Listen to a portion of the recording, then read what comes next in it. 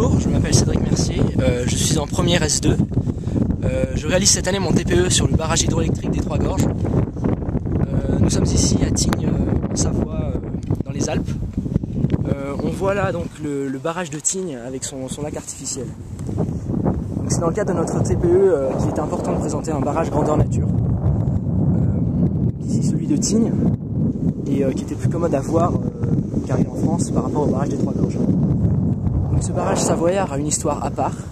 En effet, tout le village de Tignes a été englouti lors de sa construction, a été englouti par ce lac artificiel, le lac du Chevril. Et les habitants ont dû se reloger dans des villages comme ici, Tignes-les-Boisses, juste à côté du barrage, ou alors les stations de ski de Tignes-Val-Claret et Tignes-le-Lac. Il a été construit en 12 ans, ce barrage, de 1941 à 1953. Il fait 180 mètres de haut et 10 mètres de large, et permet ainsi les voitures de traverser la vallée, comme on peut le voir ici.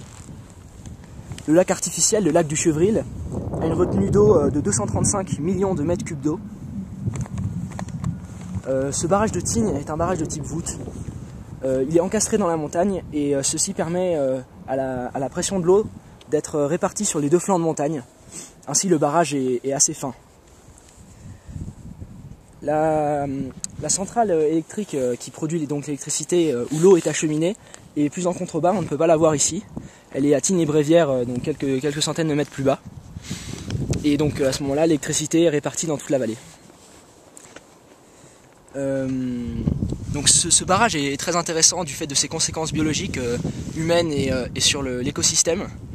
On a la stratification, l'eau oxygénée, le débit du fleuve est moins grand en aval, et aussi les conséquences